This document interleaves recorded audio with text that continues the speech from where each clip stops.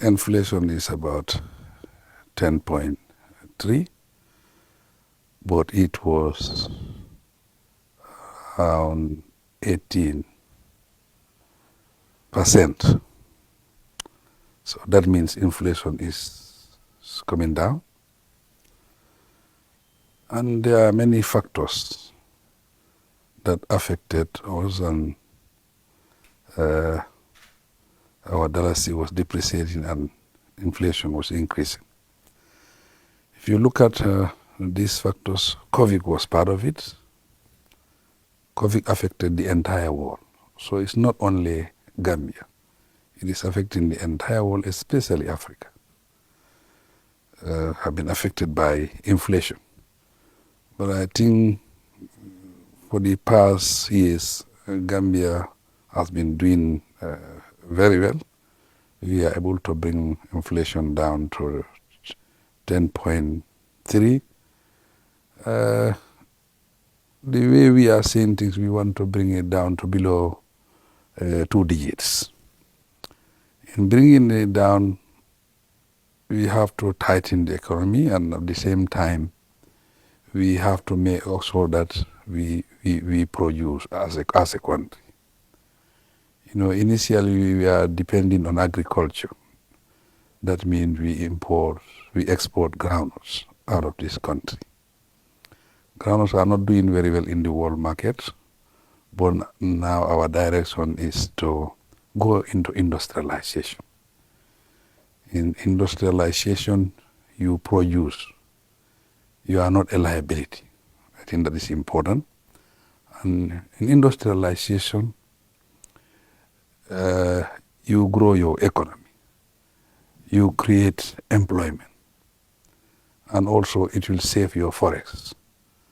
These are areas that we are emphasizing on. And we are working with all the institutions that we think can create this environment so that the private sector will drive our economy. So basically, even right now, I'm just from a meeting, and I was having a meeting with an investor. We are thinking of also making sure that we have electricity that is reliable, that is affordable, and is sustainable. And in getting that in place, we need to modernize. We go into clean energy. That's why if you are following events, we have to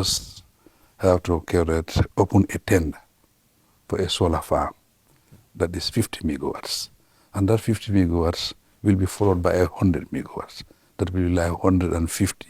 Plus already we have in Java 23, then that will be 173.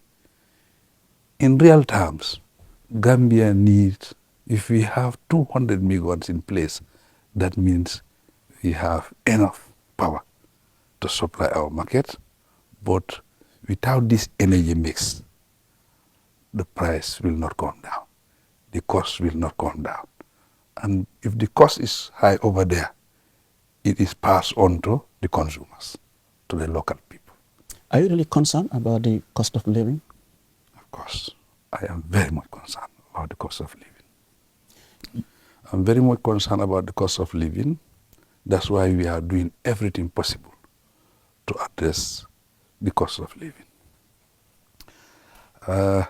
Because if you look at our country and Africa in general, today all what our people are talking about is cost of living.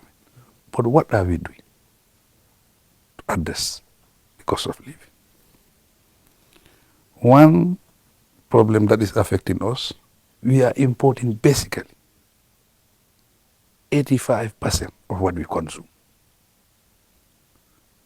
And if we are importing it, then that means we are not the one deciding on the prices. We are not the one deciding the cost.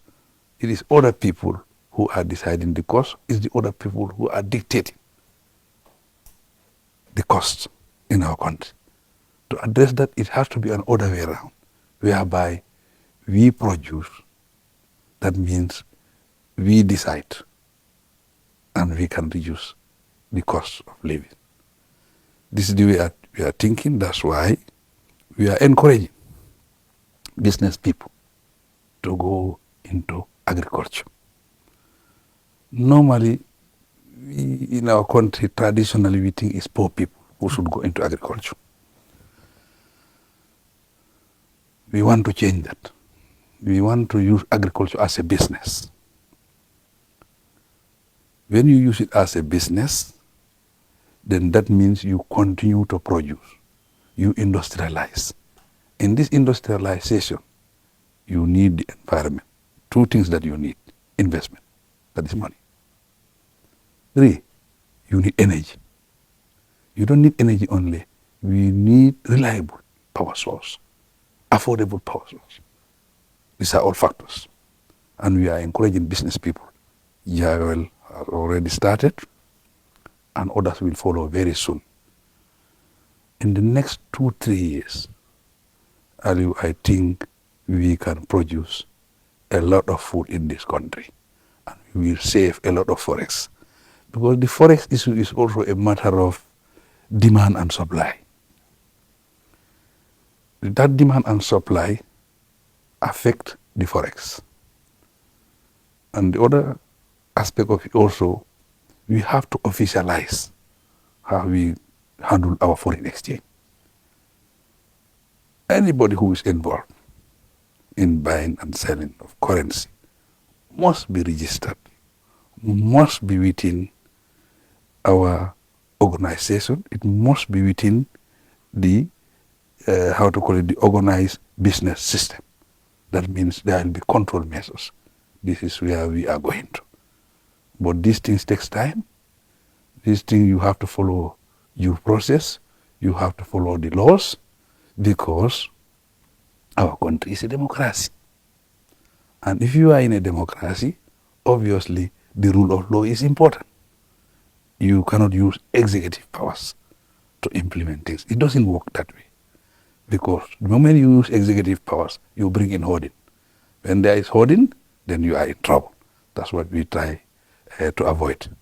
And as the former American president said, democracy is not a good system, but it's better than the system that are tested. And we believe in that. So we will do everything possible to follow due processes and follow laws and follow our policies in place to make sure we address the cost of